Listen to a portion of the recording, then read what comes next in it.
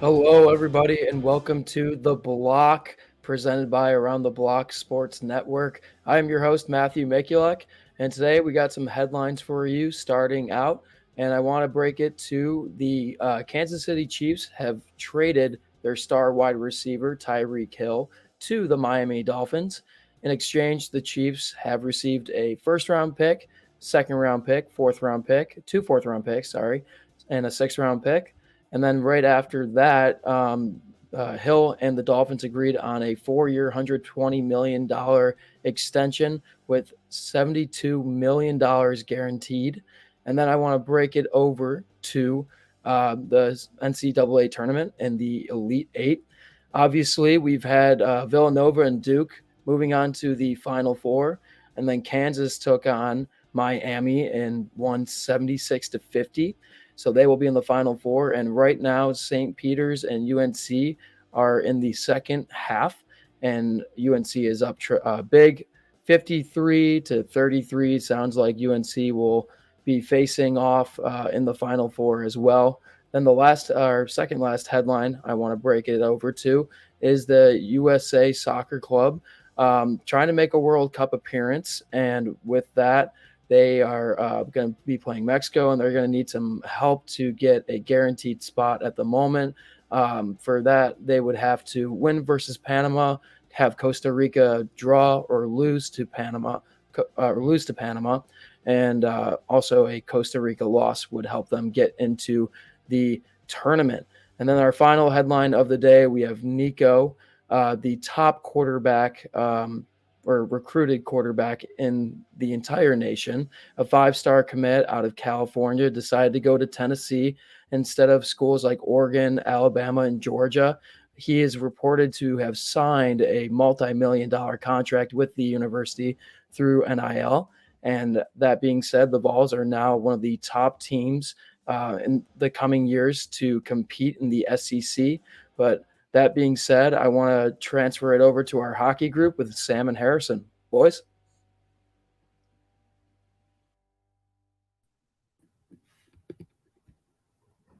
All right, thanks, Mac, and welcome into the hockey show here. I'm here joined by my co-host Harrison Dupree.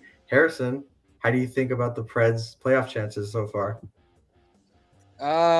Well, I think they're going to make the wild card spot, but they've been pretty Mhm. bad the past few games. They're currently losing to the Flyers 2-0. Martin Jones is actually in the net for the Flyers right now, which is weird to see.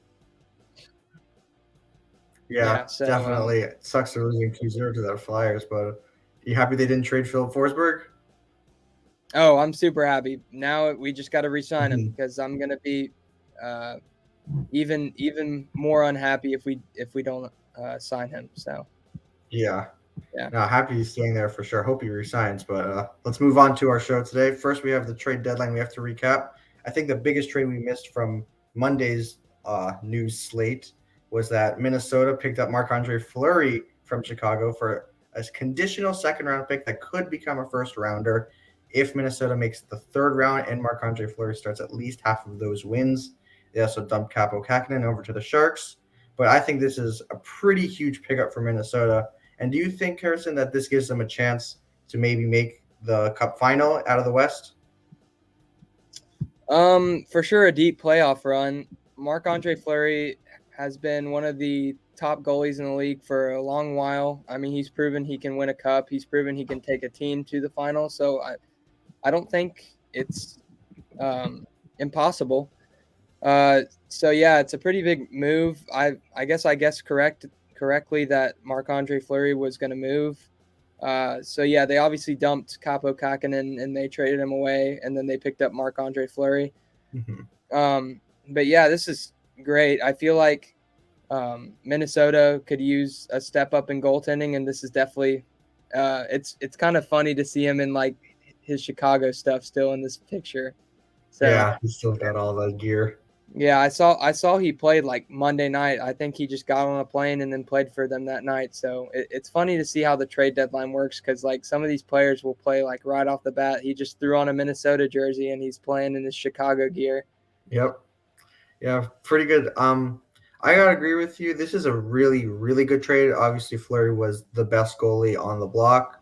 He's still one of the best goalies in the league. We saw most recently with his cup run with Vegas a few years ago. He still got it, even being away from his Pittsburgh glory days. And I think, honestly, this makes Minnesota one of the top 3 teams in the West. Obviously, it's tough to compete with Colorado and Calgary, but I really do give them a good chance to come out of the West with Marc-Andre Fleury. They're a good team. They're a really good team up front. They score a lot of goals with Kirill Kaprizov and Matt Zuccarello having a comeback year. And their defense is still strong with Spurgeon and Dumba. I give them a really good shot now that they have Fleury. I think this was a great move. Really go all in. You never know in the playoffs. And I think I would not be surprised if they came out of the West now, where I probably would have been before. But now I think there's 3 genuine cup contenders out of the West. Yeah, I agree with you there. Yeah, I wouldn't say they're like one of the top 5 in the league because there's a lot of strong teams in the East, but I do agree with you there that they're probably 3rd or 4th best team in the West. Like you said, not a lot of teams can compete with Colorado, but honestly, I could see them getting an edge over Calgary. Like I could honestly see a Western Conference final or like a second round matchup between them and Colorado for who takes the Central Division team in the Western Conference final. Yeah. Speaking of Colorado, they also made a couple nice moves at the deadline, adding Arturi Lehkonen and Andrew Cogliano for some depth. Obviously, they don't need much more forward depth in Colorado. They're loaded, and this just makes it all the more so. But I think what's interesting about the additions that Colorado made is that these are defensive forwards. Arturi Lehkonen has some of the best defensive forward numbers in the league. And I think, even with their defense, their defense not being the deepest, I think this helps them in a different way than maybe getting another defender would, because now their forwards are a little bit more responsible in their own end. They can, and with playing on the 3rd line, the 4th line, those two, it's going to fit in really well for them. So they definitely got better at the deadline. Yeah, I agree with you there. So obviously Colorado fell short on the Giroux sweepstakes. He went to Florida, so they needed to get a few more forwards because it kind of seemed like that they were dumping cap to make room for Giroux. But these 2 moves are really good. Cogliano and Lehkonen are solid forwards, but like you said, they're very good on defense. And then they obviously picked up Josh Manson. So I see what Colorado is doing. They already have an elite offensive line.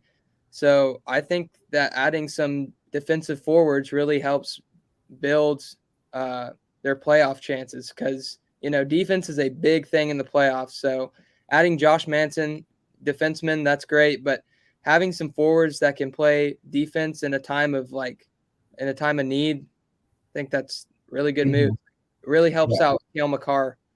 Definitely takes some pressure off him.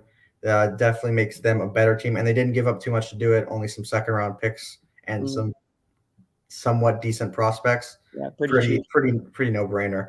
Yeah. Last somewhat big trade to talk about is Max Domi going to Carolina. More of a depth move for them. Another forward in their already stacked forward core. Max Domi going. Florida acting as a facilitator, retaining some of that salary. Pretty interesting move by them, helping out a cup contender in their own conference. But then they made that was a good move, I think, from Carolina's perspective, because I think Max Domi maybe didn't have the best track record in Columbus. I think he didn't fit in great with them, but I think he'll help them maybe on that 4th line. Yeah, I think so too. Like you said, Max Domi hasn't really been the same since his Montreal days. He kind of was lackluster in Columbus.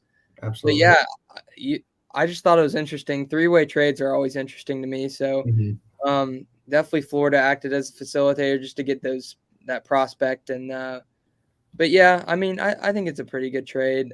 I feel like Carolina could have done without him, but I can see because Carolina kind of had a silent trade deadline, which was kind of surprising because they're a pretty good team this year. And I kind of thought that they were going to build their lineup a little bit more to gear up for the playoffs.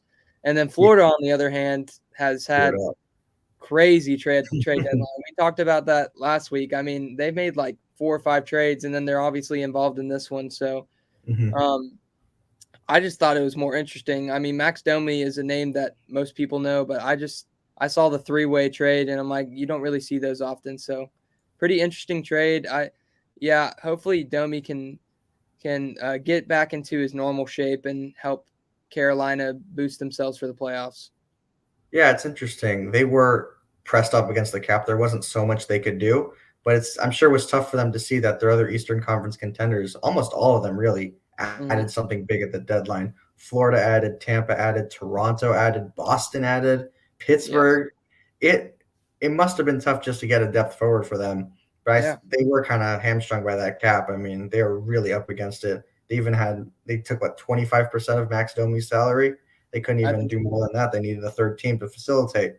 So we'll see if he fits in. I'm sure he'll fit in better than he did in Columbus, maybe in a smaller role. But, I don't think it's going to move the needle much for them. But one trade, we'll see, definitely. One trade that did not go through was Evgeny Dodonov over to the Ducks. What we thought was an agreed-upon trade, that being for Evgeny Dodonov and a second-round pick in exchange for Ryan Kessler and John Moore, did not end up going through.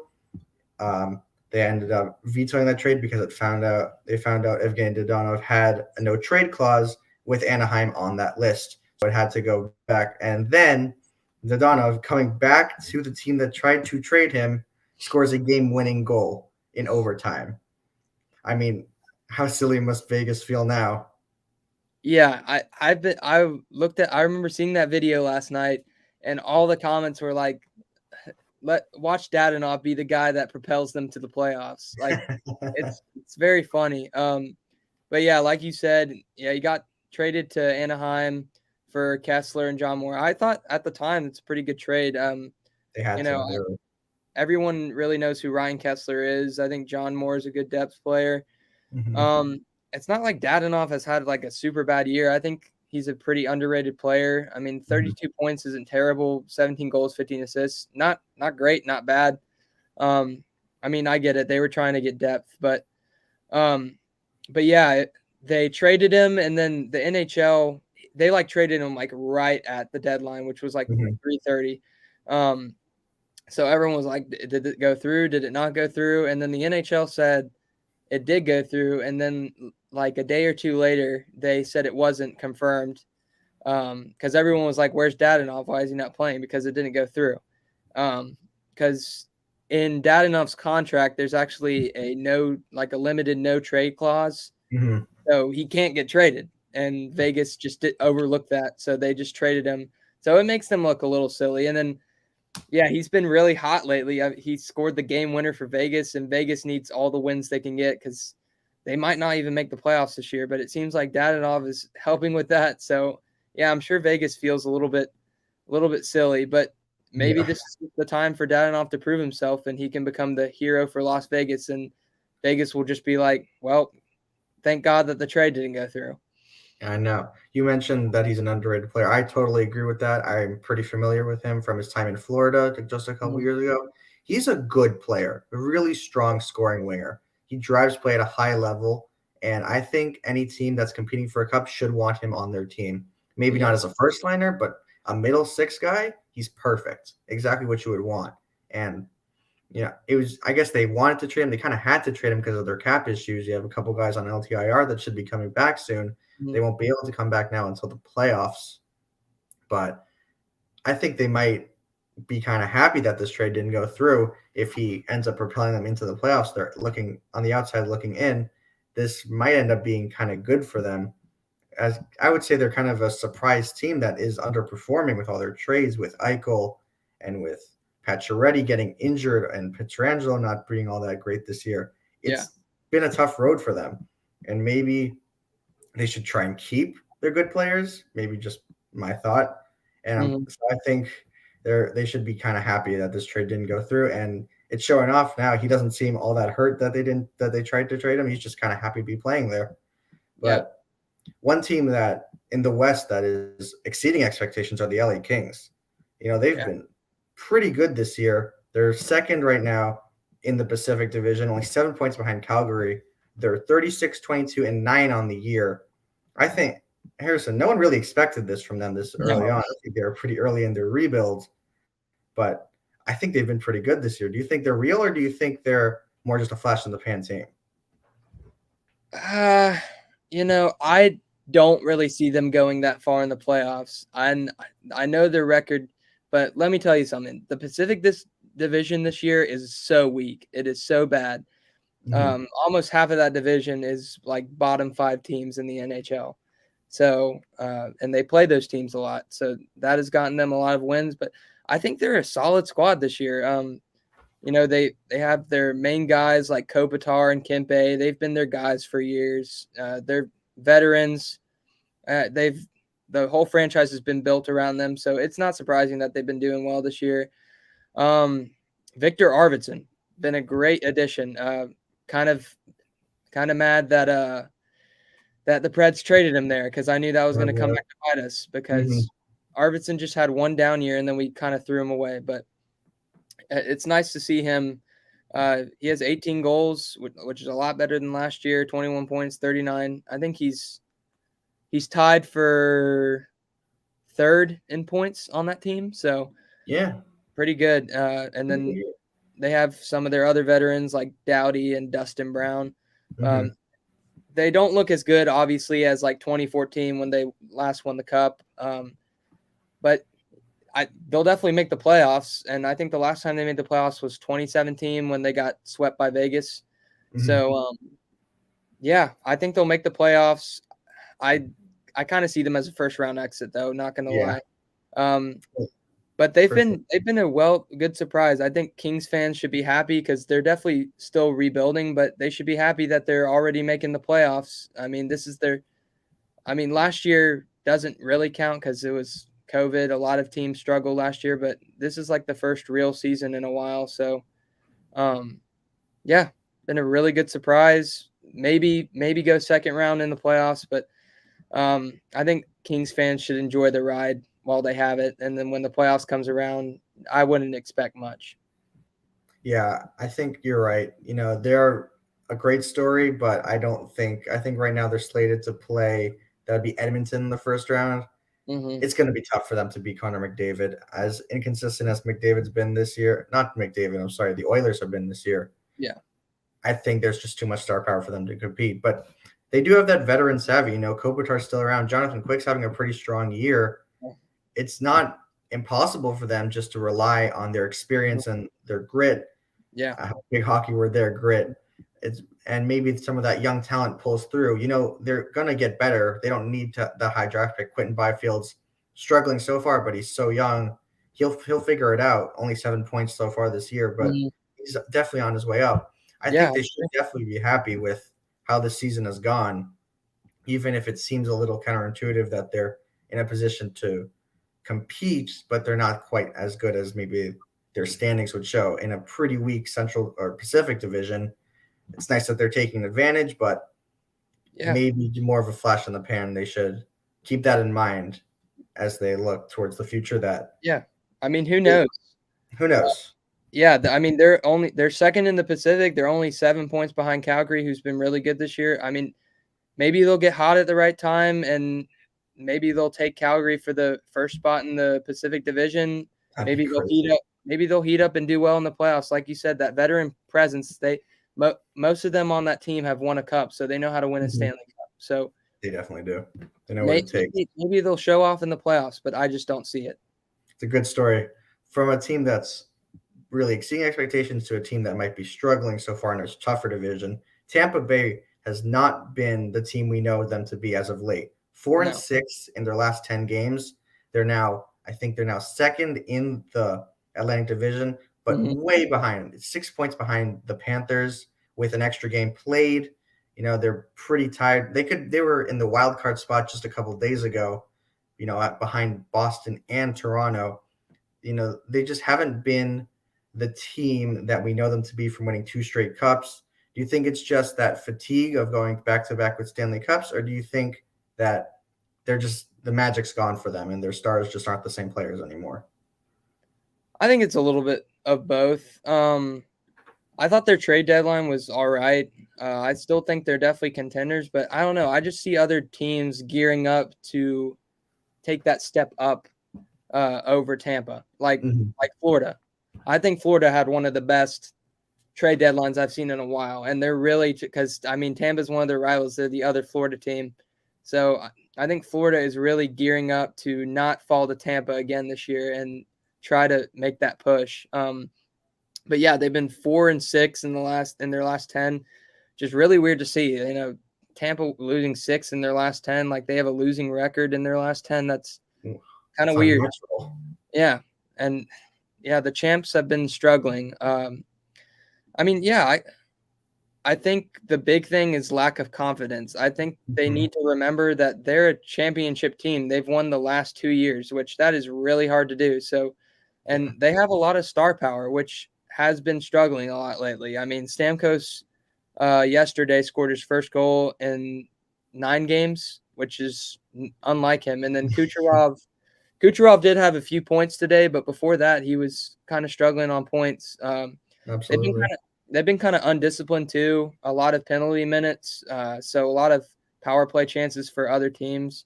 Mm-hmm. I don't know.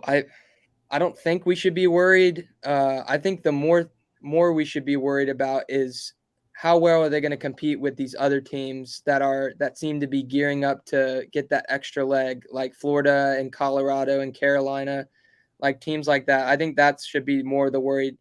We shouldn't be worried about them making the playoffs. They're just in a little slump right now. They're going to make the playoffs. But yeah, do you think we should be worried about teams like that? Is the opposition entirely better than Tampa? You know, I don't think that's fair to say. Tampa Bay, for as inconsistent as they've been over these last couple weeks, it's still Tampa Bay. They're still the champs, and they still have all their star power from past years, most of it. You know, I think this last stretch just shows how exhausting it is to win 2 straight championships like this. I think they're fatigued, and I think they're drained, and that's a real thing. You know, I think it wears on teams after a while. We see it with all the dynasties. By the end, they're just out of gas, and maybe we're seeing that now with Tampa. Yeah. Or maybe it's just a little falter that they know they're going to make the playoffs. They want to take their foot off the gas a little to try and save all they have for that playoff run. Whatever team gets them in the first round should not be excited about it, should not think that this team over the last 10 is the team that they're playing, because it's not. They're here for a cup. They want a cup, and that's what their mind is on. They're not worried about this last month and a half of the season. They're worried about the playoffs. They're worried about their final cup run. They know that. So I think that what we're seeing here is just a little bit of fatigue, a little bit of boredom, for lack of a better word, with the regular season. And I think looking forward, they're going to regain their footing. They're the Tampa Bay Lightning. They're the champs. But maybe they're just not as good as the competition this year, if that makes sense, you know? Maybe they definitely made a move, Brandon Hagel, to try and get better, but I think other teams more so, they're not just that they have more talent. It's not necessarily that. It's that they're more determined. They want to take down Tampa. I know Florida has had all their moves set on taking down Tampa now. I think Toronto is sick of losing the first round. They want to take down Tampa. And Boston, they've been out of the playoffs early this year recently. They're tired of it. So maybe this is a regroup year for Tampa in the playoffs, and maybe that we see them taking off here, but I don't think by any stretch they're going anywhere in the future. Yeah, I agree. It's hard to defend a title. So, yeah. Mm-hmm. So I think it's going to wrap it up for us here. Thanks for everyone for tuning in. Quick show today, but we're going to send it now back to Matt, who's got some recaps of the Masters. Thanks, guys.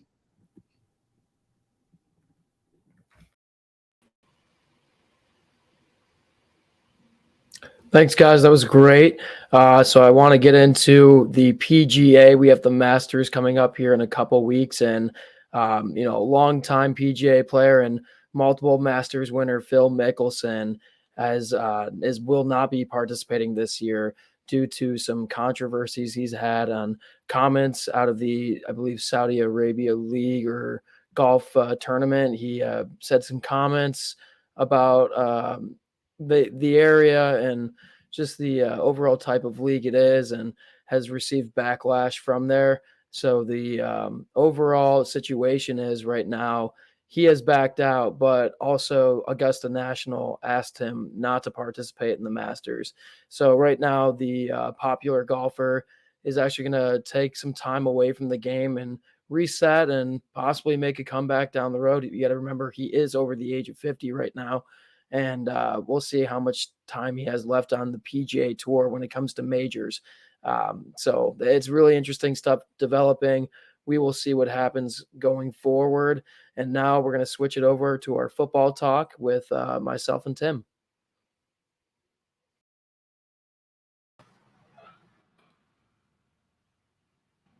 How's it going, buddy? Hey, Matt, how you doing? Dude, I'm doing all right. Lots of crazy football moves going on. It's just been, kind of an unbelievable process this year. And I want to get into it, starting off with Tyreek Hill gets traded from the Kansas City Chiefs to the Miami Dolphins. And, the Chiefs received a ton of picks, and Hill already has himself a high contract, and he's considered one of the highest paid wide receivers of all time. What are your thoughts on it? I think for the Dolphins, it was a nice opportunity to kill more than two birds with one stone, right? They got to have their cake and eat it too with this rebuild, everything that stemmed from that one Laramie Tunsil trade. I mean, in the last 2 years, the Dolphins have picked 9 times in the first 2 rounds, and they traded for Tyreek Hill, and they still have 2-1s next year, right? Like they got to have their cake and eat it too. When it comes to paying Tyreek Hill, you can afford to do that right now when you're not paying a quarterback. Most of the really good players on your team are young. You have Xavier Howard and Teron Armstead, who I believe are both, top 5 to 7 players at their positions, and they're not getting paid like it. Xavier Howard extension will be coming soon, but Teron Armstead, average annual salary, 19th for offensive tackles. I mean, so I don't have a problem with them paying Tyreek Hill what they're paying him for now. It's a 5-year deal or 4-year deal. Well, it actually is 5. He had 1 year left on his deal. They can get out of this after 3 years comfortably, get out of it after 4 incredibly comfortably. I think for Kansas City, they were going to be fine making Tyreek Hill the highest paid wide receiver until Devontae Adams became the highest paid wide receiver. And that kind of reset the market a little bit. And now it looks like it's not over, because now we're hearing that the Seahawks may be moving DK Metcalf and the Titans may be moving A.J. Brown, although I really don't think that's going to happen. And then now we're hearing that Deebo Samuel and the 49ers are at a boiling point in contract talks, and that could end with a trade. I mean, guys like Christian Kirk getting paid $21 million, Devontae Adams It really screwed up the market. The market is so inflated right now at that position. These guys are getting quarterback money. But to their defense, there are some guys like a Tyreek Hill, like a Devontae Adams. They have quarterback-like type impact, and we'll get into that when we talk about Kansas City. But when you have Tyreek Hill, every blade of grass has to be defended. I mean, he is the ultimate Swiss Army knife, the ultimate weapon. I know we talk about Deebo Samuel and his role in that San Francisco offense. Well, that San Francisco offense is heading down to my neck of the woods in Miami, and allegedly Tyreek Hill is very excited to get to work with everyone's favorite new coach, Mike McDaniel. So me, myself, I could not be more excited for this trade. This is a Dolphins team that has needed top-level players for a long time. They've always had good players, but really, who's the best player in the Miami Dolphins in a time either one of us have been watching football, right? It's Jason Taylor, who was drafted before I was born, and then it's guys that were here for small amounts of time. And Ndamukong Suh had about 2 good years, and then he fell off the map after he signed that big contract. And then Xavier Howard, who just a couple months ago wanted out because they didn't want to pay him. Yeah, and it's kind of interesting because what I'm looking at from this perspective is the controversy that Miami has been under, starting back with their old coach and their problems they've had with their management, their ownership, and the relationship that they lost between their head coach, ultimately moving on from Flores. Because it seemed like they were going back and forth to committing to winning now, or are they going to reset? Does Flores want to stick with Tua, or did they want to bring in a Deshaun Watson many months ago? And now they go out and get the best wide receiver in the league, in my opinion, just solely based off the speed. I mean, there is nobody that can stop him. He's just a guy that will get open 24/7, and he will burn you. It's basically a factor that it is unstoppable. You look at a team like the Bills, they always struggle against the Chiefs because of Tyreek's ability to get open, either if it's over the middle of the field, a slant route, just going deep, the curl routes, whatever you want to mention. The fact that he's going to be in Miami now, though, and the fact that Miami brought him there is saying something about that organization going forward and how they're going to approach this season. That being said, though, I think this is the year for Tua, because if he does not perform with this offense, you have Tyreek Hill, Waddle, Gesicki coming back. I believe Parker's still on the roster as of right now. You add so much talent to your offensive line. The running back room has gotten so much better. If they cannot make it work with Tua, I understand they brought in Teddy Bridgewater. I honestly think we may see him play a couple games down the road. I think they're going to start looking at quarterbacks to draft in the near future. I believe they want to start with that culture of committing to a young quarterback with that new head coach coming in and new coaches going forward. So I think this is more of a story on Miami and how they're starting to commit to their team, commit to the process. But like I said, it all depends on how Tua does, because he has the weapons now. If you look at it, it kind of reminds me of like Josh Allen and how he became the superstar quarterback that he is today. He started off not having a bunch of weapons, but they just let him play, let him throw. He made some mistakes. Then they formed the team around him. Once the team was formed around him, he started to play great, top 5 caliber quarterback. Now this is the same thing for Tua. But if I look at the Chiefs side of it, I think they're going to go downhill now. And I think it's not solely off of them losing Tyreek Hill. It's the fact that their division got better. I understand that, it's Patrick Mahomes. He's still one of the best quarterbacks in the league, maybe the best. But that being said, really that duo of Tyreek Hill and Travis Kelce, you pick one or the other, they're going for 15-plus yards. They're going to win you football games. They're going to march down the field no matter the case scenario of the game. But now, they brought in Juju Smith-Schuster, who I think is good. I don't think he's that type of playmaker, though, he's like not – you can stop him. You can come up with a scheme to stop him, unlike Tyreek Hill. I think now most teams are just going to double team or eye up on Travis Kelce. I do think we're going to see that offensive production go down a little bit. I think Mahomes is going to struggle just based off of what his division is going to look like. I believe we're going to see a ton of splits throughout the entire division. What are your thoughts? I think Kansas City, I don't know if it's a mistake to trade Tyreek Hill, because we talked about the market just got insane at receiver.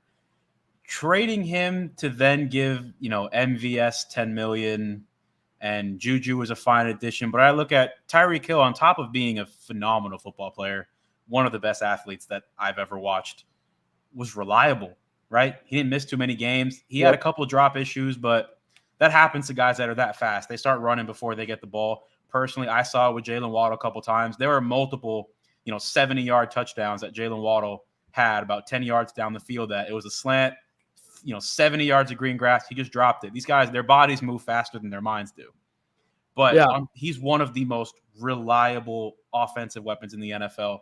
And now their wide receiver room consists of MVS, who's a fine deep threat. But how do you get open deep outside of speed? It's all a reaction to the defense, right? Green Bay was able to run the ball unbelievably. They had a great RPO game with the LaFleur offense. You have to pay attention to number 17 out there.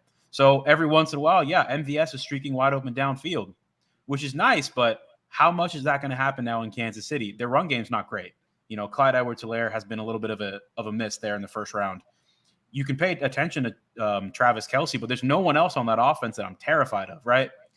Juju was splitting up 1,000-yard seasons with Antonio Brown. As soon as Antonio Brown left, he wasn't the same, and then he gets injured. So he's not someone I can count on. Then you have Mecole Hardman, who hasn't been someone you can count on since he first stepped on an NFL field. And then we got Corey Coleman, a first-round bust, and Josh Gordon, who, when he plays, he's been pretty good, but we're on Can he stay on the field? This is year 9 of the Josh Gordon experiment already. And even if he does stay on the field, how much of that 2013 Josh Gordon is left? I mean, the dude's age starts with a 3 already. We've been doing this a long time. Well, I'm looking at how Patrick Mahomes has come into the league too. This is going to change, I think, drastically for him, because right off the bat, he has one of the best tight ends in the league, one of the best wide receivers in the league.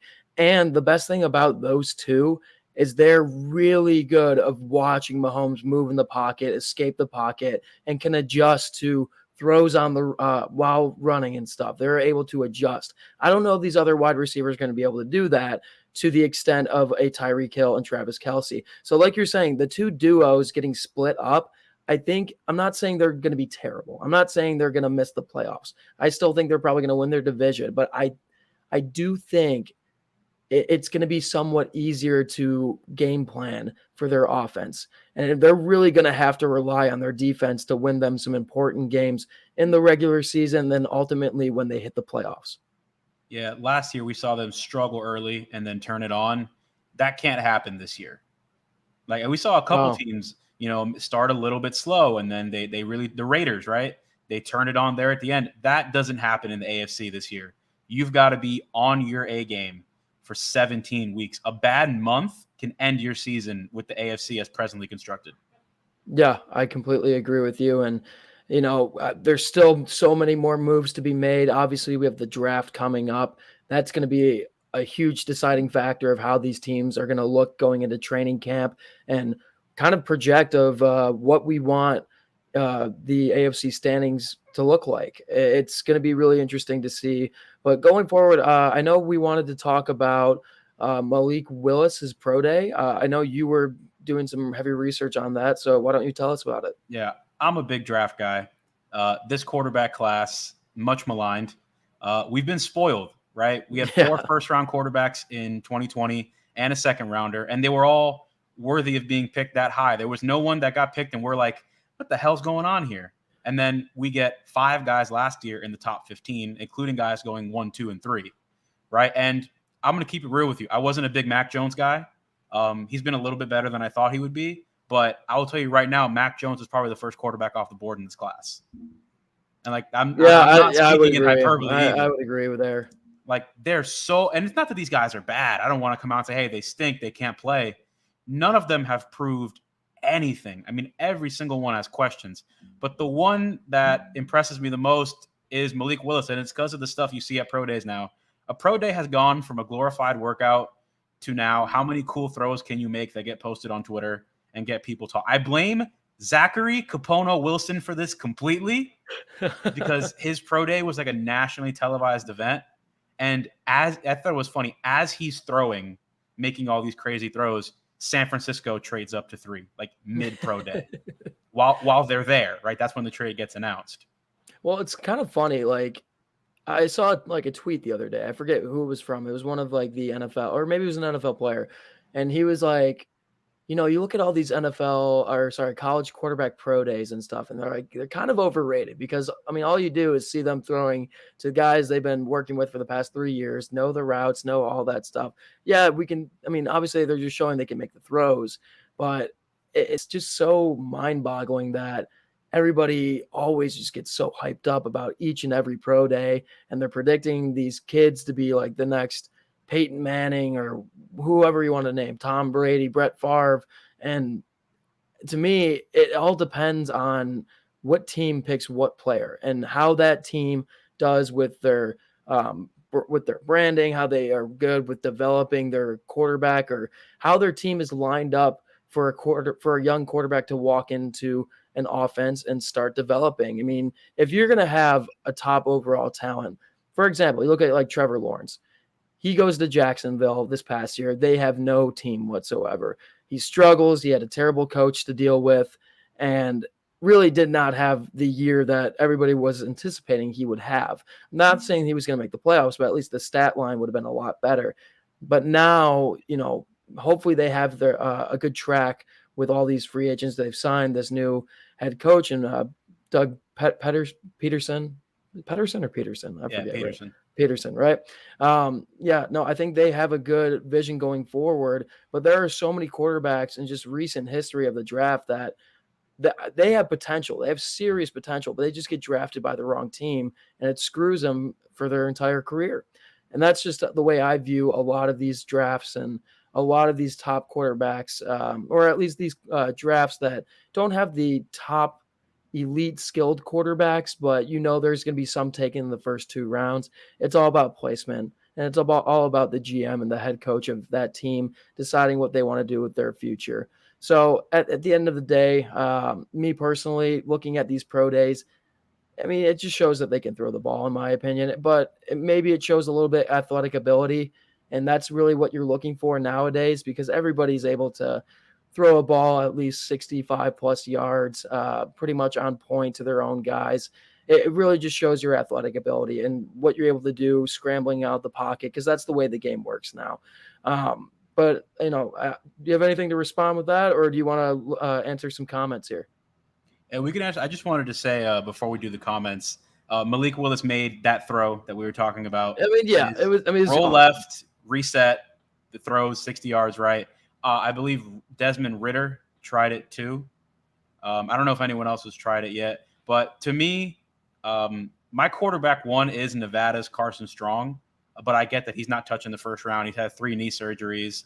He's not an athlete. He is just a really, really damn good quarterback. But I think Malik Willis is your best bet to be quarterback 1 off the board. I know a lot of people are high on the Kenny Pickett train. I'm not a big Pickett guy.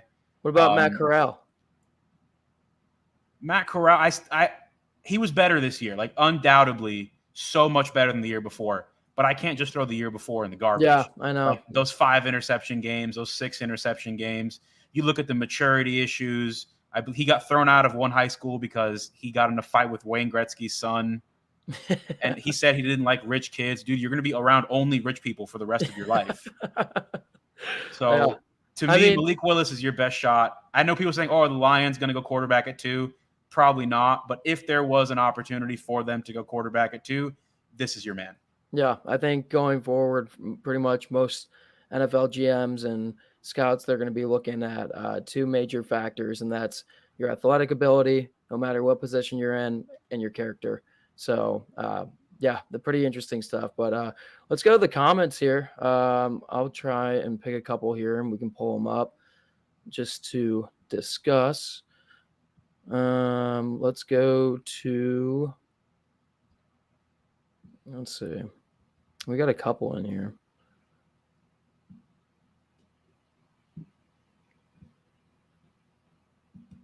Here's one. Mac is at his ceiling. Mac Jones, do you think he gets better? Look, again, I wasn't a big Mac guy. I'm still not a huge Mac believer. But I will acknowledge that he went to a great spot for him to succeed in terms of winning games, take care of the ball. New England, great offensive line, great run game. Before I want to decide where Mac is at, I need to see some skill players. Yeah. Right? Nelson Aguilar and Kendrick Bourne, they're nice players, right? N'Keal Harry's not anywhere where we thought he was going to be. But again, you look at other young quarterbacks. Tua just got Tyreek Hill. We'll see what he is.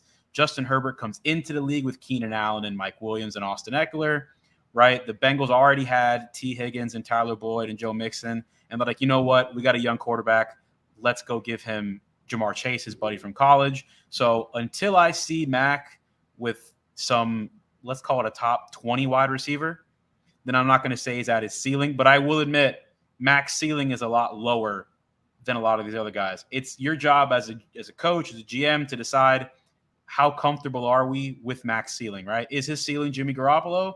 If it is, you got to understand that if you want to win a Super Bowl with that, your team has to be really, really good. But if his ceiling is Derek Carr, I mean, we just saw Derek Carr throw for 4,000 yards. He lost Henry Ruggs midway through the season, lost his coach midway through the season. O-line wasn't very good because they ripped it to shreds and didn't have Waller from Thanksgiving until the last game of the year. So if he's in that Kurt Carr, Derek Cousins, I said Kurt Carr. Wow. If he's like a Derek Carr type guy, all right, team's still got to be pretty good, but I don't need to go have the 2019 49ers. So It's a little early to say Mac's at his ceiling, but I will admit he was a little bit better than I thought it was going to be. And if that's his ceiling, like what we just saw as a rookie year, then New England should have been pushing harder for Russell Wilson or Aaron Rodgers if that was actually a real thing.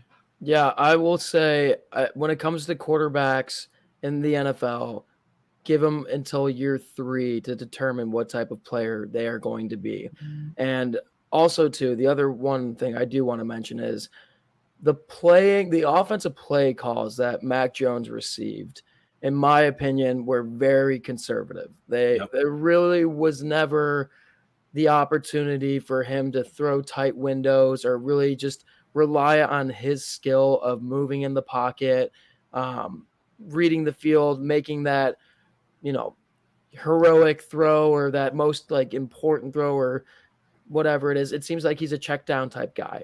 And I understand that's probably good for most rookie quarterbacks stepping into a huge organization, huge franchise like the New England Patriots.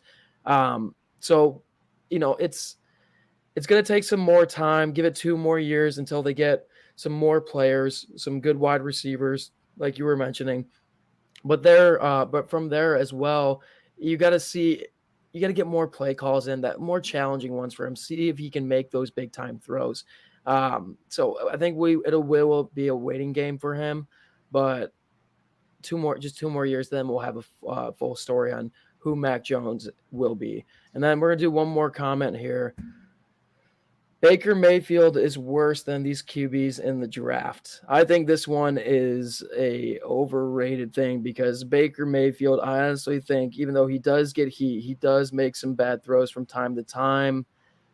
He's still got that drive for the game. He can still make some impressive throws, and he is an athletic guy. I mean, when he does take off from the pocket, if he is making a run, he's able to make those cuts. He's able to make people miss, and he does have a pretty decent arm on him. The only thing is, I think starting off, probably the hardest transition to become a starting quarterback for the Cleveland Browns when they haven't been in the playoffs for, I think it was maybe 16 years when he joined. That's a big weight on his shoulders. Then they did bring in the talent around him, and they got to the playoffs. I understand they do have the best offensive line and probably the best running back duo in the league right now. And so the protection's there. They don't have to rely on Baker throwing a lot. But at the end of the day, I do think Baker, he could work out at another team. So I'm not going to say he's worse than any of these draftees coming up. The Baker thing is so complicated for me because coming out of the draft, that was probably the first draft that I ever dug really deep into and started studying players. I was such a big Baker guy. It was my QB1 by a mile. I got a mug in my kitchen that says I woke up feeling dangerous. Bought a Baker Mayfield jersey junior year of high school. He was really good as a rookie, and he was god-awful in 2019, right? And then 2020, they start slow, but everyone likes to forget those last 9 to 10 games of 2020, Baker Mayfield was like a top 8 quarterback in the NFL. I mean, he was on fire. He was throwing into some of those windows that very few guys can hit. And that's his specialty, man. The guy's got a cannon on him. You want to talk about how fast someone can throw a ball? I mean, you got your boy Josh Allen's up there, Patrick Mahomes, Justin Herbert. But in terms of just speed coming out the hand, Baker's up there. But I will say this, as a huge Baker guy, huge Baker defender, the dude was straight up horrid this year, right? Yeah. Were the wide receivers good? No, but everything else was great. And a problem that I saw with Baker a lot is he just looked sloppy. I mean, the footwork just looked terrible. The throwing motion looked different. He looked like he really wasn't all there. Could that be attributed to he was in serious pain with the injuries? Yeah, but I understand why the Browns decided to go in the direction they did, football-wise, morally not at all. I get it because Baker was bad. Now, is that Baker Mayfield? Do I believe that's the Baker we're going to get forever? No, I think he's way better than that. But we got to face facts. Right now, present day, Baker was just he was a bottom 5 starting quarterback. And it hurts to say because I'm a huge Baker believer. Yeah, and I think for Baker too in the future, I think for him though, starting back up, he's got to go to the right organization. I don't think he can just pop on any team and make them back into a playoff contender.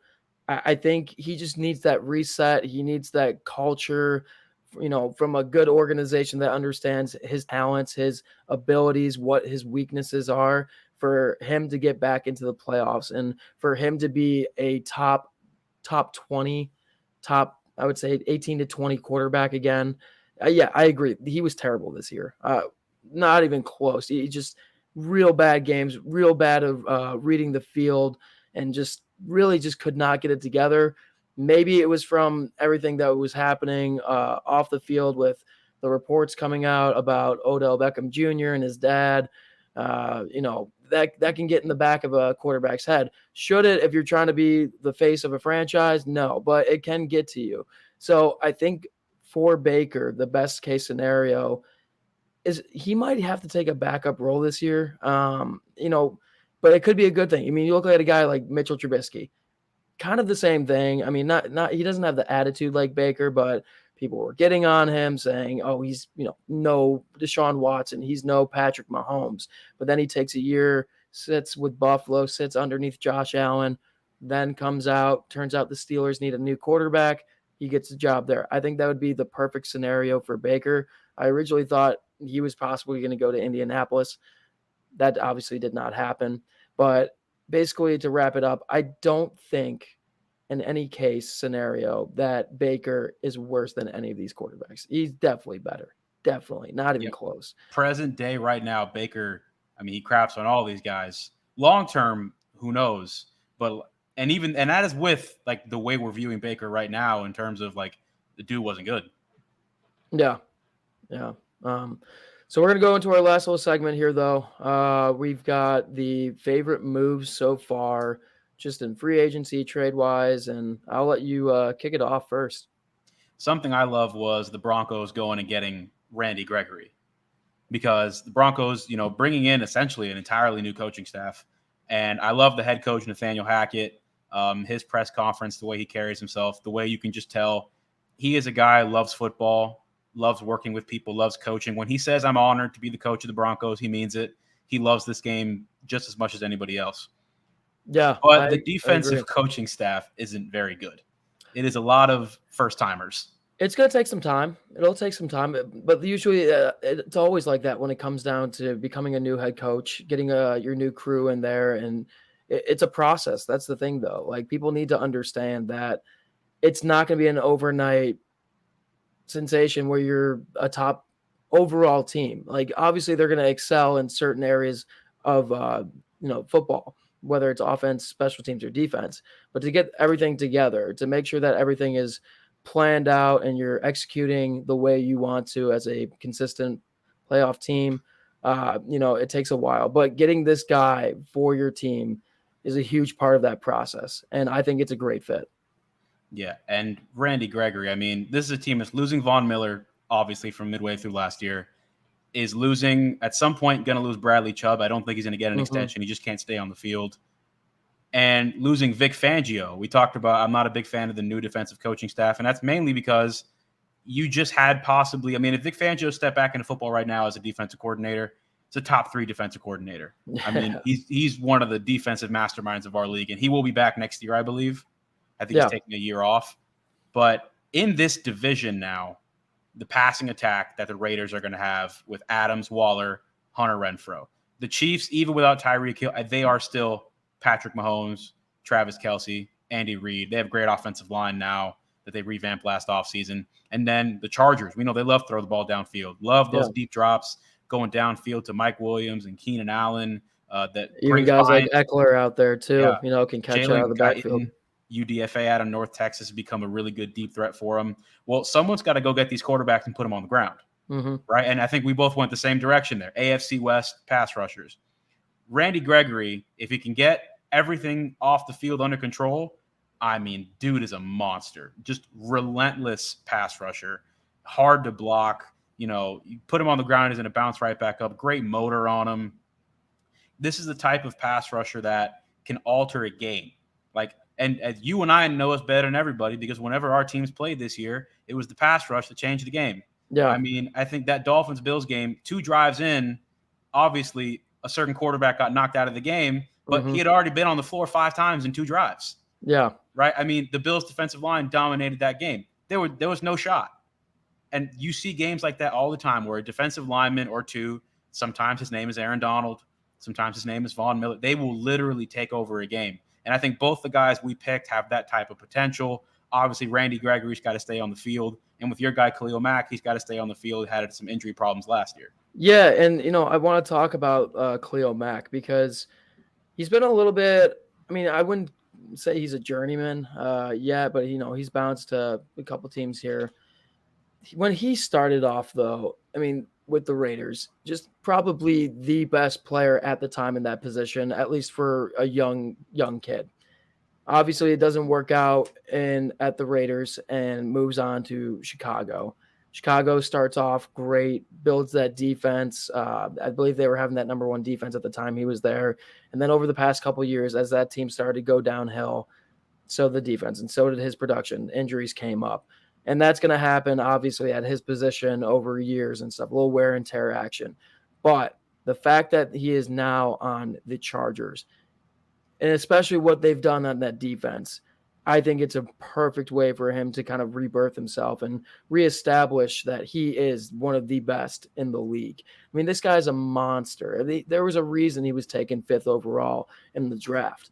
And going forward, you're going to have him on one side. You're going to have Bosa on the other side. You're going to have J.C. Jackson in the backfield. I mean, it's crazy to think how good of this Chargers defense has gotten. And I think that, we were talking about, it's what everybody else is doing in the AFC right now. They need somebody to get the quarterback. Yeah, he's not great all the time at stopping the run, but he's a guy that can get in there and make sure and determine a game, basically. If it's that first series sack or something like that, or a fumble recovery, whatever it is, every time Khalil Mack's name is mentioned, that it's always great news. And it always gets the team pumped up, whether it's offense, defense, or special teams. It's a really good transition for the Chargers. I think even though he is worth a pretty penny, I think it's going to work out for them. I think they kind of saw what's been going on with the Rams this past year. We're like, let's invest in everybody. We still got Herbert on his rookie deal. We'll deal with that later. I think it's a great pickup for the Chargers. It's going to be so hard to block those two guys together. And now Sebastian Joseph Day on the inside. I mean, teams like Denver, I like their offensive line, but it's not great. You look at the Chiefs, they got some good tackles now, but I mean, it's still hard to block Bosa and Mack. And then the Raiders, I love their left tackle, Colton Miller. Don't know what they're doing at right tackle. So before they play the Chargers or the Broncos, that has to get ironed out. I agree. All right, buddy. I think that's going to do it for our football talk here. We're going to transition, and I know you're going to be staying on and talking basketball with Ben coming up here. So thanks for joining me. All right, man. Had a great time.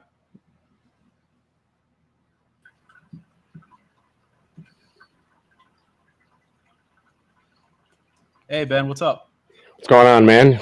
Great topics there over there in the NFL, and a lot of comments. I see them coming through. It's good to see everybody in there in the comments, but excited to talk some basketball.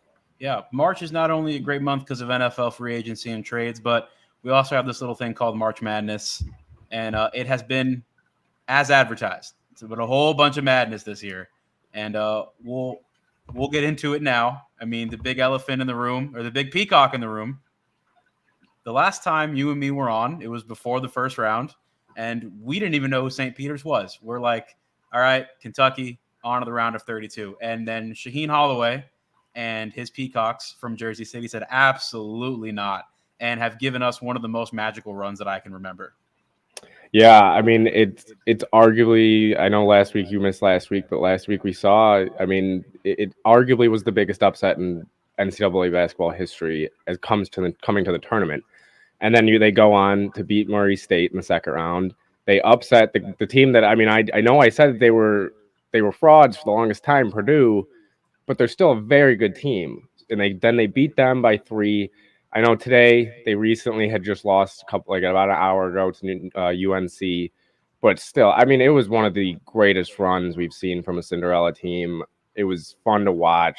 I mean, you had Doug over there playing for the Peacocks. He was a viral hit. Everybody loving that. But, I mean, it's just nice to see in that tournament, see a team come out and make some noise there and show, hey, we deserve the spotlight, especially when you see all the news come out about the differences in gyms or how much money that these universities are spending, or Kentucky spends God knows how much compared to St. Peter's, who barely even touches their basketball team.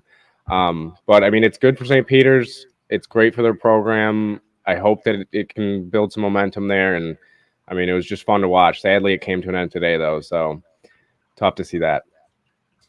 Yeah, it was very tough. But other news around the NCAA, Coach K going back to the Final Four to meet a familiar opponent, but an opponent that he's never seen here, right? UNC Duke Part 3 in New Orleans down in the Bayou, but it's the first time these two teams have ever matched up in March. Yeah, and I know we saw them a few weeks ago play. UNC obviously got the best of them in Coach K's last game in Duke's home arena. But, I mean, I'm excited. I mean, to have a Final Four be a rivalry like this, I don't know if you can really ask for much more. I know a lot of people will say, well, it's two of teams that are always here. They're always big teams, big name schools. And as much as I absolutely love the underdogs like St. Peter's, I wish they could have beat UNC. It's still, I mean, you got to appreciate just two great schools, two great historic programs going up against each other to go play Villanova or Kansas in the final. And I mean, I'm excited to watch this game. Yeah, and I know we talk about UNC. We have 8 listed next to them. I don't care what it says. A team isn't an 8th seed. I mean, you and me got on, and I think it was me who said a team that I need to see in the tournament is UNC because I think they're being massively underrated.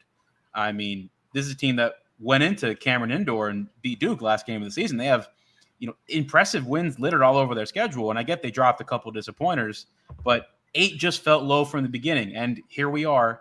They're in the Final Four. In terms of the game, I do think that Duke is going to win. And I think my favorite thing about this Duke team, which is not something you can say for every Duke team, especially that 2019 Zion Williamson team, they don't play like they are the team with the most talent because they play so hard. Like they play like the underdog. I forget his first name, but the Williams on Duke. I mean, that guy plays with so much aggression, so much passion. Even Paolo Banchero doesn't play like he's this top recruit. I mean, he plays like a guy who's hungry, like a guy who's trying to earn his spot on the roster. In reality, he's an unbelievable prospect and is going to make tens of millions of dollars for the next couple of years. And I think this is a great Final Four. I think these are going to be 2 incredibly close games. And I don't know if you have any teams left from your bracket in the Final Four. I have one left, and it's Villanova. Yeah, I actually do not believe I have any. I know my Auburn Tigers got knocked out by Miami. Tough loss. But yeah, I don't think I have anybody left. I think maybe Duke I have in there. I know North Carolina. Definitely did not have them. I know I had them beating Baylor, but I did not have them getting past UCLA. And I mean, you look at UNC's game log from this whole tournament. You got obviously St. Peter's not the best opponent. I mean, overall, when you look at the stats and everything, but UCLA, a team that everybody was talking about, saying they could easily make this run. Same with Baylor. I mean, they won the championship last year, and to beat those teams back to back, and now you got to play Duke. I just don't know. I'm gonna agree with you on that. Where I don't know if they can do it. I don't know if they can beat another third team of that caliber, especially when you just beat them a month or a little bit over a month ago in their own home. They're gonna want revenge. And I mean, you were just talking about it. Duke's got. You can go down the line. There's probably 4, 5. Probably even more on this roster that will be first round picks in the next 2 years, either this year or next year. I mean, you got Banchero, you got Moore, Williams, Keels, Griffin, Roach. I mean, the list goes on. They have an insane amount of talent, and this game it's going to be a good game. I mean, I'm hoping personally that North Carolina wins, but I'm going to agree with saying that I really think Duke just has the firepower. They're going to want the revenge. And I don't know. I think Coach K is going to want to go out on top is in his last year there in Duke. And I mean, it would be a very, very special story. But yeah, I'm going to agree with you. Duke, I got moving on. It's going to be a great game, though. You got the biggest rivalry in college basketball. I know there's other ones that people argue, but this is the biggest rivalry in college basketball, in my opinion. There's nothing like this.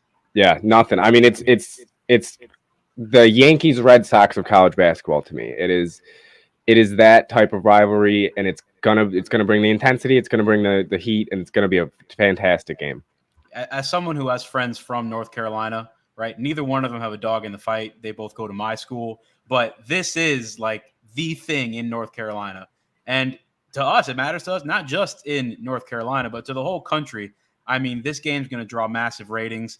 I just wish that Roy Williams was still coaching UNC, because then it would have been Roy versus Coach K. And on the other side, I mean, Bill Self versus Jay Wright. You talk about Bill Self, the guy who hasn't gotten it done yet, but has been consistently one of the best coaches in the country. And then Jay Wright, we don't talk about Villanova, but this could be their third championship in like 6 years. And we're not even throwing out the word dynasty at all. I mean, I just did right now, but I haven't seen anyone mention the word dynasty. And to me, you win 3 out of 6. It's got to qualify as something of a dynasty. Yeah, people don't talk enough about Jay Wright, in my opinion. I mean, I think he's up there as top 5 college basketball coaches right now. I mean, you look at them again. You said they're going for their third in 6 years. Name one person that's in the NBA that's making a real big impact from that school. I mean, Dante DiVincenzo was really the top guy that people can think of, and he just got traded to, I'm pretty sure, the Kings, and now he's a role player. So you don't see big players come out of the school, and that's the most impressive part for me, is seeing Jay Wright year in and year out bring in new guys, keep that selfish attitude, and this team wins games. It's not talked about enough, and people don't realize that to do what Jay Wright's doing and not be at a school like Duke or North Carolina where they're getting these guys that are going top 5 or top 10 or whatever it is. Jay Wright's not getting that, and he's still continuously getting to the tournament, making runs, and like you said, he's going for his third one in about 6 years. I mean, it's not talked about enough. Jay Wright, and it's going to be a great game, especially with Bill Self over there. I mean, it's going to be interesting. I don't know if Kansas can get it done. I know they haven't gotten it done in years past, but it's going to be another great game. I think Villanova is going to come out on top. I think they're a better overall team.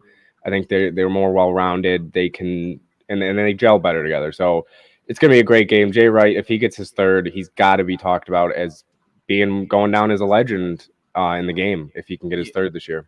I'm a little tired of hearing about when is Coach Calipari going to go to the NBA. Man, when is Jay Wright going to go to the NBA?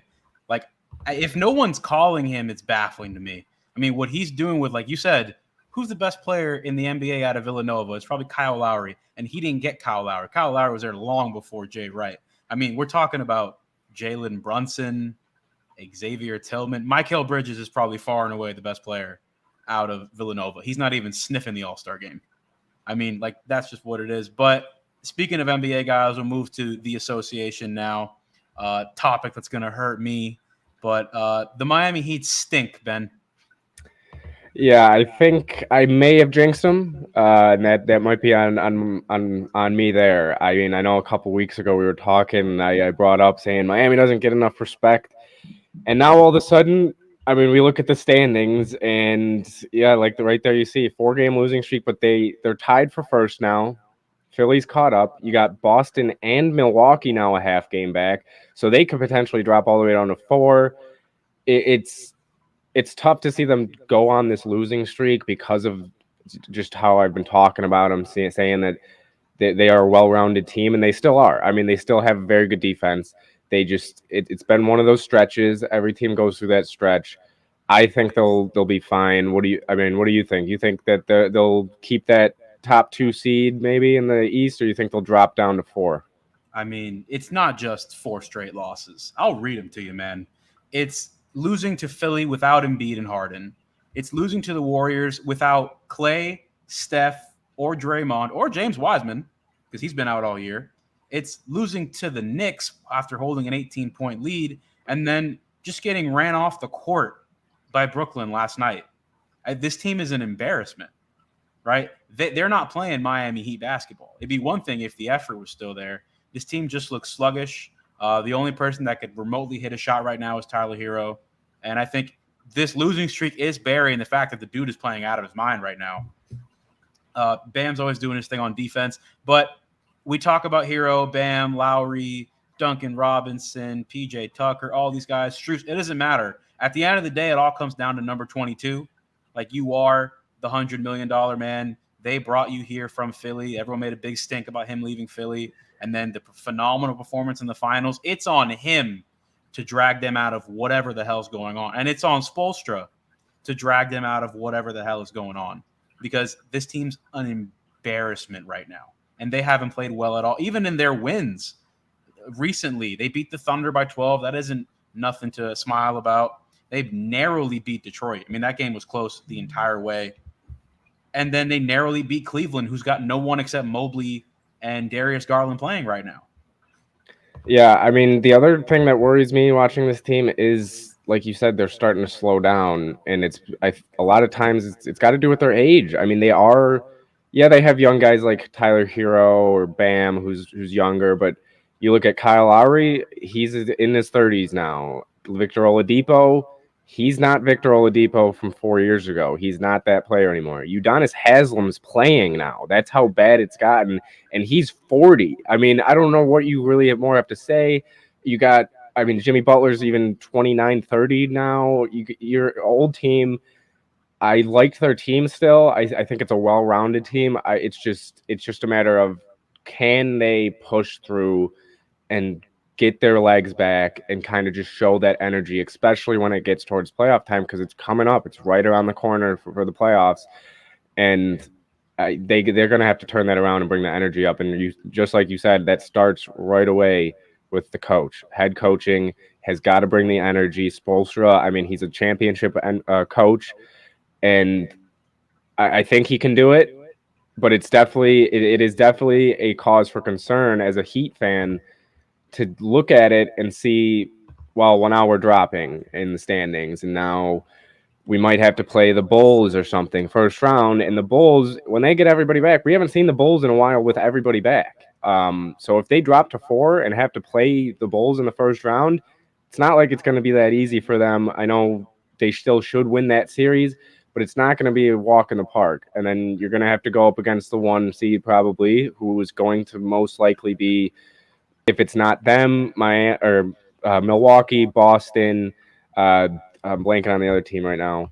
But they're going to have to pick it up, and they're going to have to find that energy from somewhere. And it starts with Jimmy, starts with Spoelstra. And honestly, I know you like Udonis Haslem. He's been there for basically his whole life at this point. But you got to stop playing him. He's 41 years old. It's just should be over at this point. But yeah, the Heat, they're struggling. I think they'll be fine come playoff time. But yeah, it's definitely a cause for concern to see them slowing down here. Everyone's looking around for who's going to fix it. And to quote something that I'm sure you've heard many times in your life, Dwayne Wade isn't walking through that door. Number 3's hanging up in the rafters. Pat Riley's not going to walk down and motivate this team. He's sitting up in the stands with Alonzo Mourning.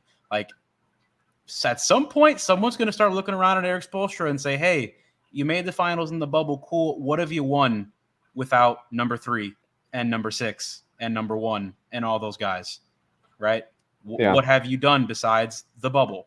Because you got swept in the first round last year in an embarrassing fashion. I mean, I can't call what they did in the first round last year basketball. And then as soon as anyone starts to give you your flowers this year, you do this. And the first time anyone talks about you all year is because you're getting in Jimmy Butler's face. And look, this could all go away.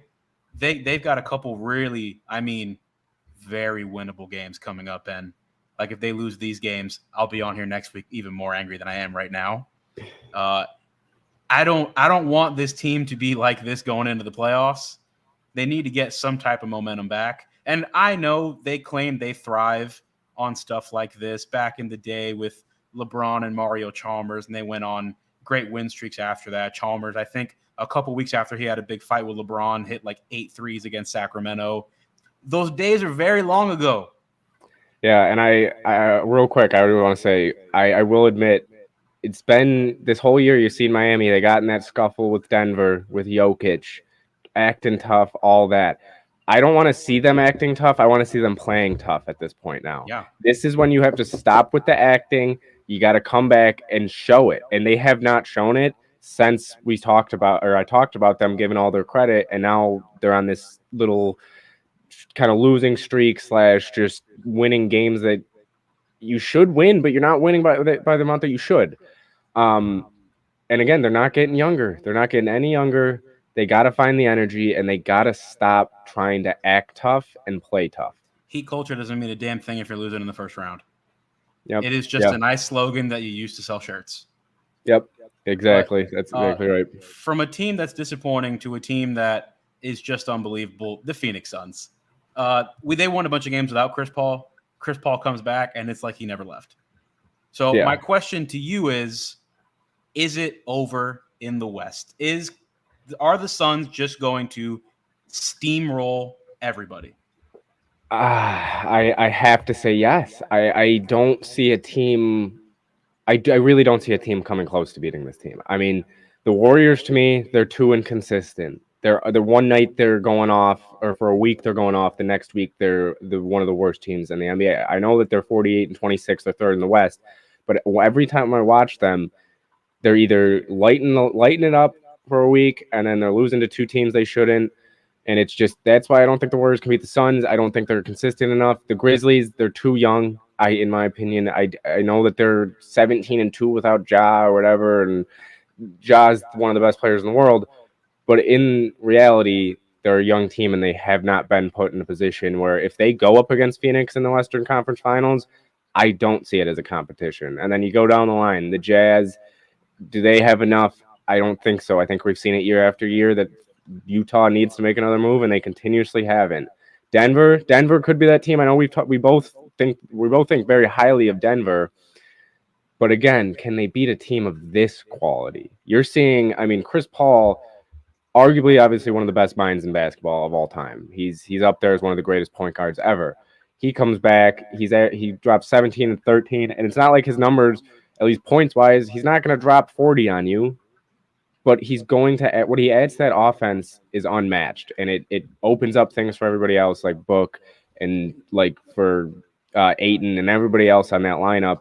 And from probably 1 to 10 on that lineup, it's you got guys that can score, move the ball, play defense. So no, I really do not think there's a team that will even come close to the Suns in the West. Let me say something. There's nothing more powerful in the NBA than getting embarrassed in the NBA Finals. And while you were talking, I pulled up some numbers. We saw the Suns go up 2-0 in the Finals, and then Giannis Antetokounmpo just absolutely took over the Finals. I mean, it was a clinic. So I can go as far back as 2009. In 2008, the Lakers, and I think you know this, lose to the Celtics in the Finals.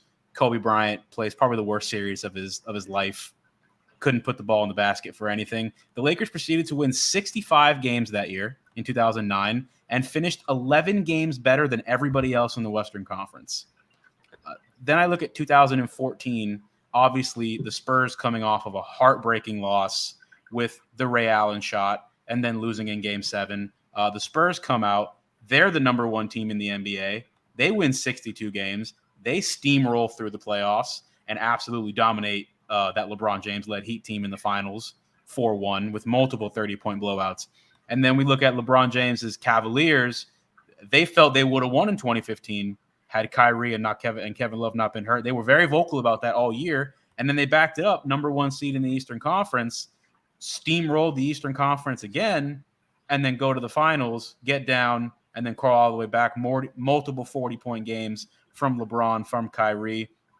And I know the Suns left the NBA Finals last year with a really bad taste in their mouth because I don't know what it is. American players really do not like losing to Giannis. Yeah, and you're seeing it still to this day this year. Even after Giannis has already won his championship, people are coming after him. They want to take down the guy who's on top, and that's Giannis. And the Suns, they look like they're on a mission. They're 60-14 right now. They could surpass that 65 wins Laker team. They could surpass that Spurs team and that Cavaliers team for what they did. I mean, I know we only got at this point 8 games left for the Suns, but they're dominant on the road. They're dominant at home. They're the most well-rounded team. They don't have a weakness. They can play defense. They have that superstar in D-Book and Chris Paul, who is still a superstar, but obviously he's not superstar Chris Paul. But you got up-and-coming DeAndre Ayton, Mikal Bridges, as you mentioned, who may not be an all-star, but he's still a very, very good player on an NBA team. And then you look at the bench, you got Cameron Payne. The list goes on. You got a lot of guys that can step up, and you saw it this past month when Chris Paul was out. D-Book was out a lot. Ayton was out for 2 or 3 games this month. And what did they still do? They still won. And it's I don't know if we have to credit Monty Williams more, or if we have to credit just overall those players more. But something's got to give, because this team looks like they want that championship and they want it now. They just look so locked in. Yeah. I mean, we see sometimes these teams that know their goal is the championship sleepwalk through the regular season. Not the Suns, right? They want to assert their dominance. Like, they want you to know we're no longer happy to be here. This is now an expectation. And it kind of felt like they were going to be back when Chris Paul decided to come back. Because I think everyone in the back of their mind was like, all right, Chris Paul's going to go join his buddy LeBron in LA. Melo's probably going to be in LA. And then Chris Paul is, nope, I'm staying in Phoenix. We got unfinished business. And I think that's been their mindset all year. Like, we are not going home without the Larry O'Brien trophy this year. I think we're going to have to rip the trophy from their hands, because they just look very few teams ever look unbeatable. You could always watch a team and say, that's something I can exploit. I'm stumped. And the NBA, the rest of the NBA is stumped too. I mean, there's no way to stop this Suns team right now. And we'll see when it gets to the playoffs. I mean, last year they were pretty dominant in the playoffs too. Yeah, I also want to say that I will be so shocked that if the Suns don't make it to at least make it to the finals, I'll be so shocked. More so in the fact of what the NFL offseason's been this offseason or whatever. Like, what we've seen in other sports, that would be more shocking to me. The Suns losing before the finals. I mean, they look so dominant. I don't think I've ever seen a team, at least probably since that Warriors team a few years ago with KD, Steph, whatever, that has looked this dominant and not had three players like KD, Steph, and Durant. I mean, I know they had, like we said, they have Chris Paul, Booker, and Ayton, but they're not those three, and they're still dominating as if they were those three all on one team, and it's something to watch. Wasn't someone on TV saying the other day Devin Booker's not a top 10 scorer in the NBA?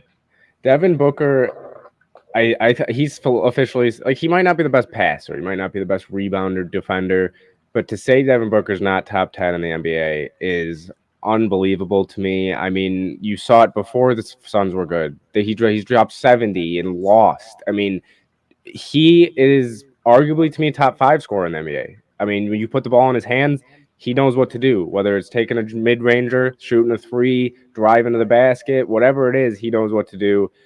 And I highly, highly disagree with Devin Booker not being in the top 10 of scorers in the NBA. We'll tell you this. He's on a list. He is on our list.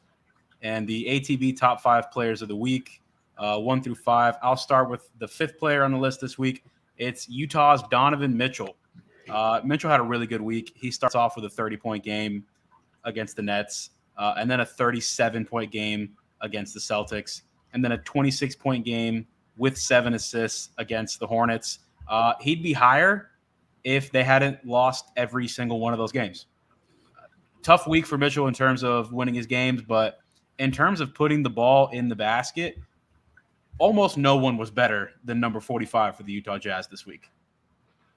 Yeah, I mean, Donovan Mitchell, I think we've talked about him before. He's a strictly bucket getter. Like, I mean, I know he can do other stuff, but like when you come think of him, especially think about that playoff run in the bubble where he was just putting up numbers, him back and forth with Jamal Murray. I think there was a couple other players putting up crazy numbers, but that's the reason why the Jazz are so hesitant to change anything up, because of the fact that he's doing what he's doing and the team's still good, but he can't do it just by himself. And I think it looks like that's what he's doing. I know they got Rudy Gobert, but Rudy Gobert, what does he do offensively? Yeah, not really, not much. And yeah, Donovan Mitchell has been unreal this past week. I'd love to see him win a little more. I'd love to see him make a run in this playoffs, but yeah, we'll see. Coming in number 4, we got Nicola Yokic. I know he just barely missed it 2 weeks ago, this list, because he didn't make a single three the whole week, and it was like he was like 0 for 25 in the week. But this past week, I mean, in that Celtics game, it was his worst game of the week, and he still had 23, 8, and 4. And the Celtics, like we've talked about, is one of the best teams at the moment in the NBA. They're catching up to that number 1 seed in the East.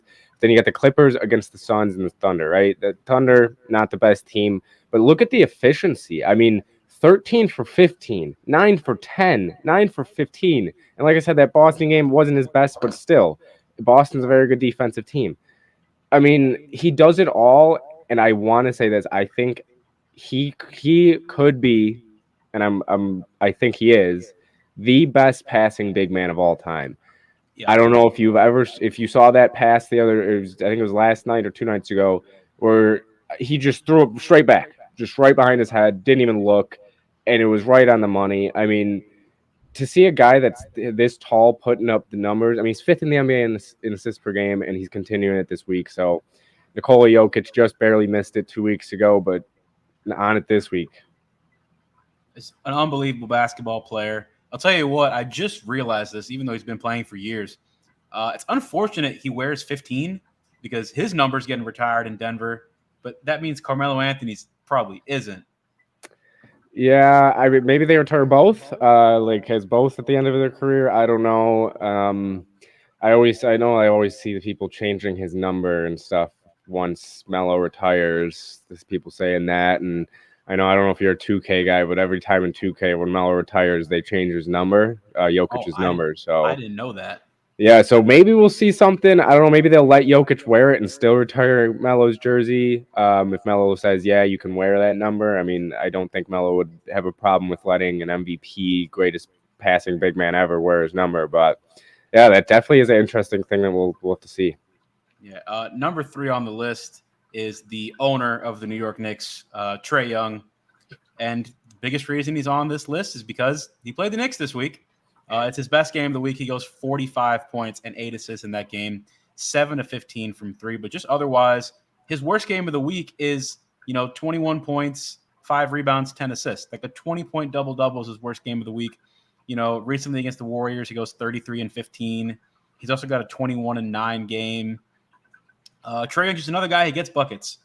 I mean, you saw last year in the playoffs, the dude was unbelievable. And then the Hawks started slow this year, similar like they did last year. And here Trey Young is again, just slowly but surely pulling him out of the gutter. And watch out, here come the Hawks again.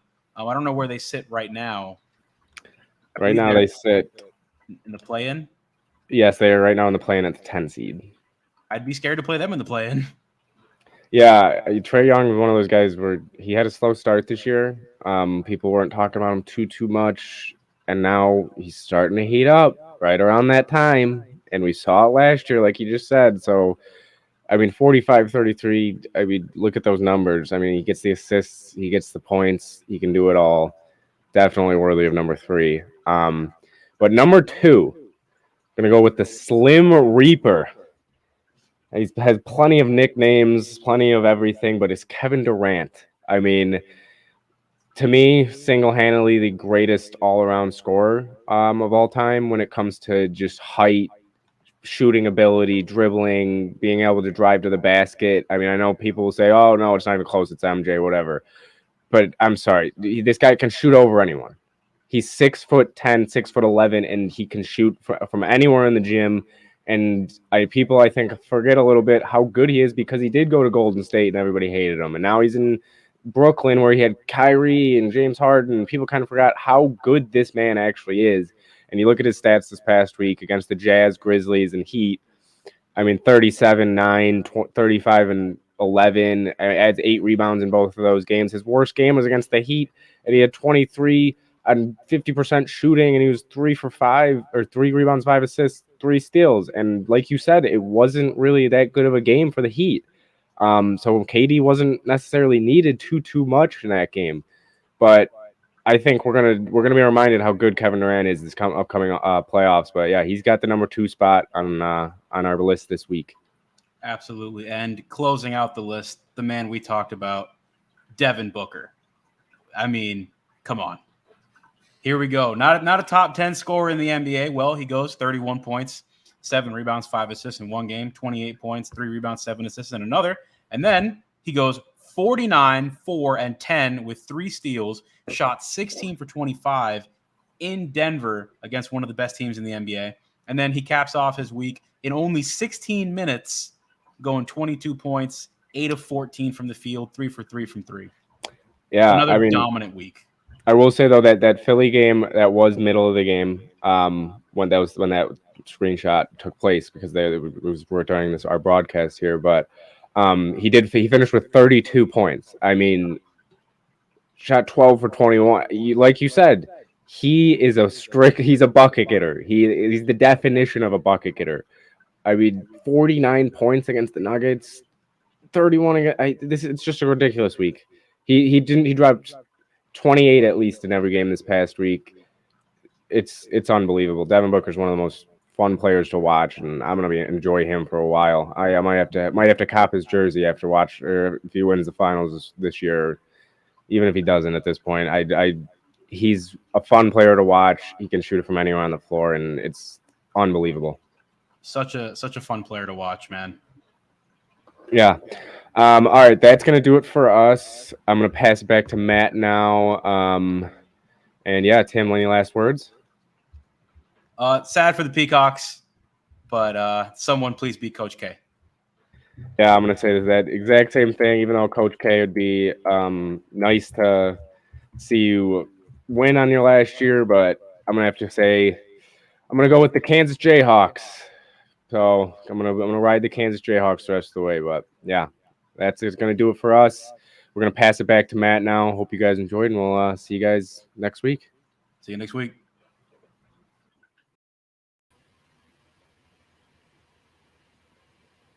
Ben, Tim, thanks for doing that. It was really a good basketball segment there.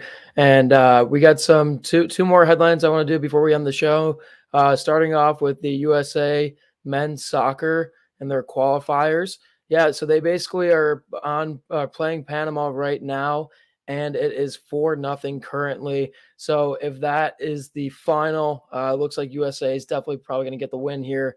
If that is the case, they are most likely going to clinch a spot in the World Cup. So huge news in the making there for Team USA soccer.